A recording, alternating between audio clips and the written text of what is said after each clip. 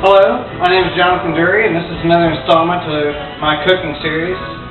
This is going to be how to make Sho Nuff barbecue pork chops. That's what we're going to make today. So we're also going to do some garlic potatoes, and we're going to do all this on the grill. So let's go ahead and get started. The first thing we're going to do is we're going to peel this onion. Cut it up. That's going to go on top of our pork chops. If you saw Sho Nuff Ilz barbecue chicken, then you're already familiar with this technique. So let's go ahead and do that. Reposition the camera here. Pretty sure you know how to cut up an onion. I may do it a little bit differently than y'all do.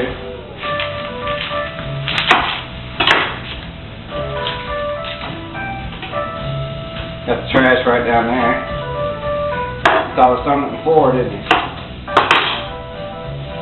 Pretty cold to be barbecuing, but in some people's opinion, but in my opinion, it's never too cold to do any barbecuing. Plus, it keeps you warm while you're outside.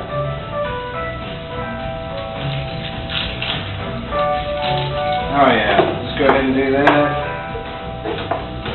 Set these up real good. These are just going to sit on top of our, what am I making? Pork chops.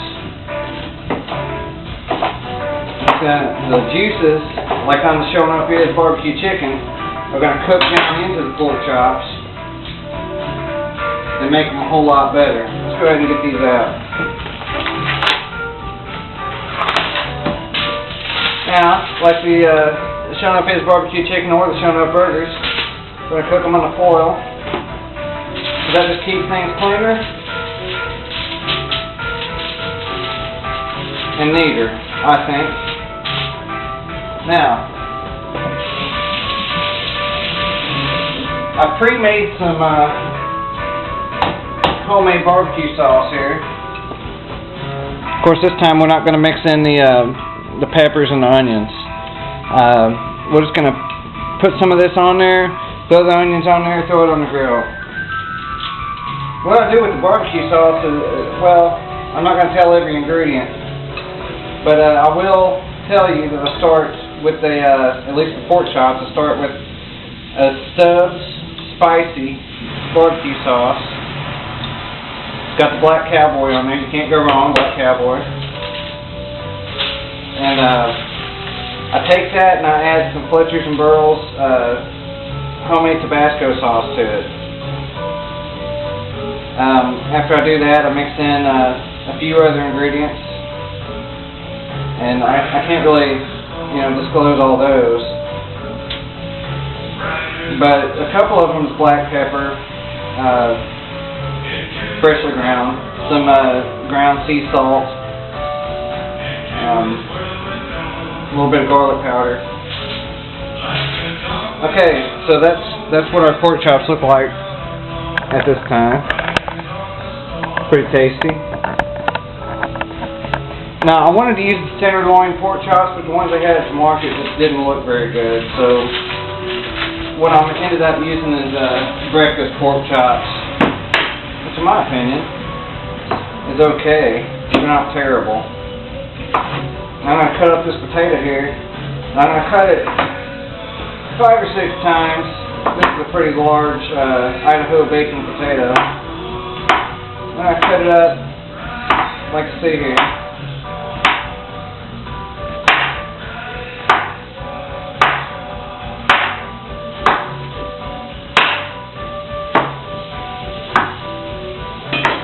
Looks like I didn't rinse that off very well, but we can go ahead and do that now.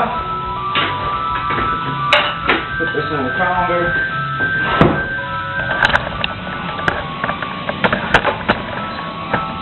Okay, so go ahead and rinse these off.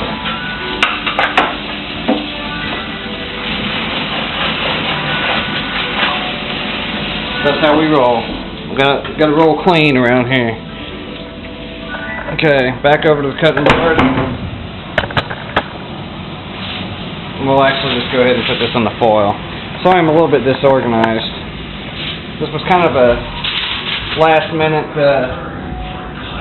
kind of deal here. I wasn't planning on doing it, but my uncle had asked me to do this a long time ago, and I just now realized that I never did it. So this evening, that's what we're doing.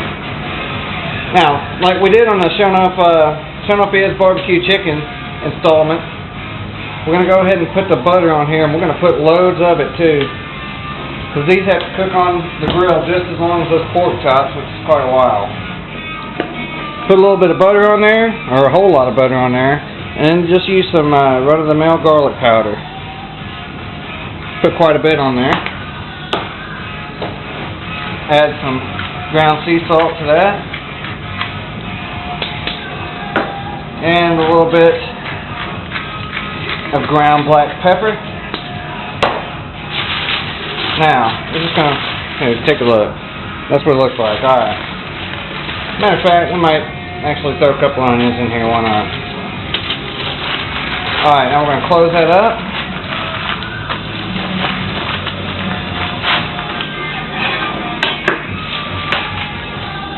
Now, we've got our pork chops and our potatoes almost ready to go out. One final touch on pork chops. I'm going to make the foil into a kind of a makeshift plate. I'm going to add some beer to it. Not much, not a whole lot. You don't want to waste good beer. Well, it's not really a waste, but you know what I mean. Alright, so now there's only one thing left to do. And that's to take all this out and put it on the grill. So let's go. Now, since my Sho Nuff Ilz barbecue chicken episode, I have upgraded to a smoker, and as I open the door, you'll see it right there. We're actually going to use some mesquite barbecue chunks this time.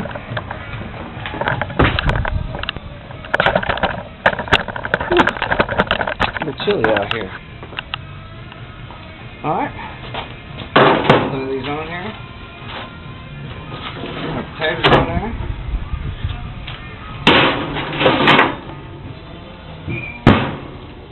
We'll get a coat.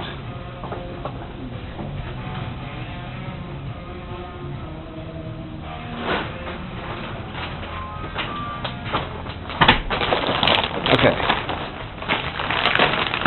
Our best choice mesquite chunks right here. Right here. What we're gonna do, bust up these holes right here. Start throwing them on there.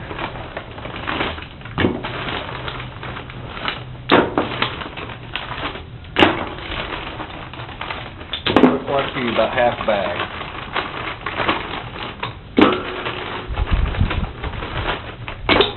I'm gonna close this up.